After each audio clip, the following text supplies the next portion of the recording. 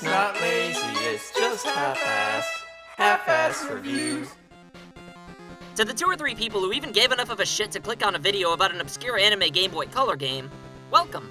I've always been a really big fan of Detective Conan since it originally aired on Adult Swim.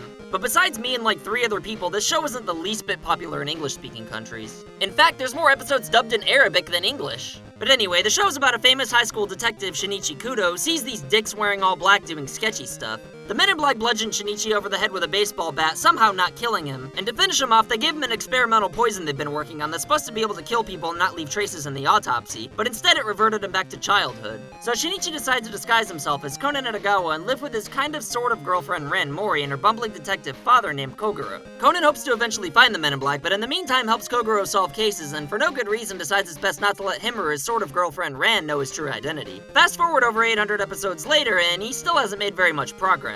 With the series going for over 20 years and having annual theatrical movie releases in Japan, naturally there'd be plenty of games released. But since they're in the mystery genre, that's tough shit for English-speaking fans since there's a lot of text to be read.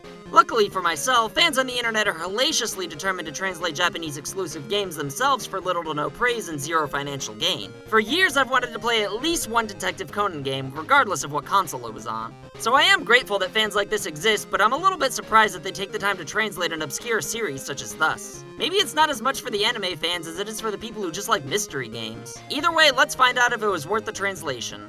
The game starts off with Conan and Ran waiting at a coffee shop for the other famous high school detective from Osaka, Heiji Ittori, to get into town. Then one of Ran's classmates, Miki, who happens to be a waitress at the restaurant, asks her to come over when she gets off work. And since Heiji's running late, they decide, frig it, why not? When they get to Miki's apartment, she tells them that her sister Satomi went missing the other day, so Conan and Ran decide to investigate, and this is where the gameplay begins. You start off by investigating Satomi's room for clues, and before long you find yourself at an old temple with other characters from the show. Short story shorter, a murder conveniently takes place where the characters just so happen to be in typical Detective Conan fashion, and the temple's where you spend the rest of the game, so it's up to you to solve the murder and find Satomi. To solve the murder, you need to search for clues, think about keywords, and interrogate suspects. But not all of them are willing to talk to a little boy, so you have the option to switch between Conan, Heiji, Ren, and Kogoro.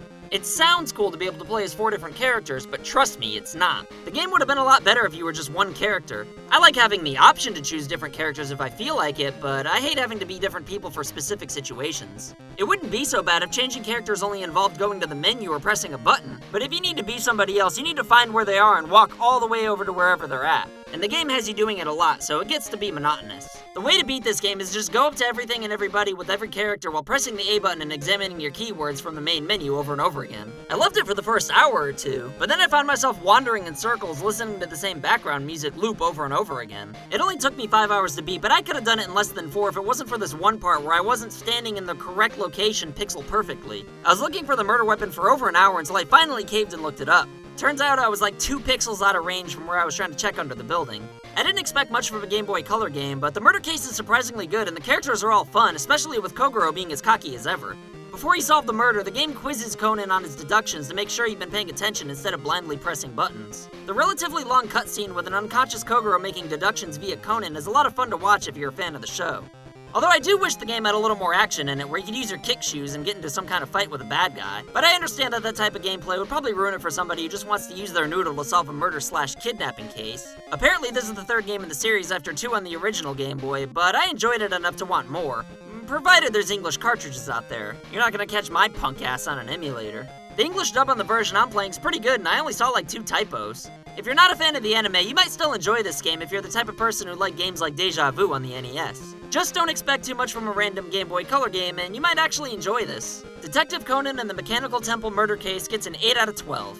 If you played a Detective Conan game before or just like the series, leave a comment. Also, let us know what kind of games you'd like to see covered on the channel, and if you're new, why not press that subscribe button? Or at least check our other videos out. Here's 2 above average ones right here. You should at least check those out. And the half-assed reviews aren't really half-assed. They're just full reviews where we don't feel like doing live-action nonsense beforehand. We should probably just change the name to No Nonsense Reviews so people don't assume the video is gonna suck. Yeah. But then we'd have to make a new theme song, so I don't know, maybe not.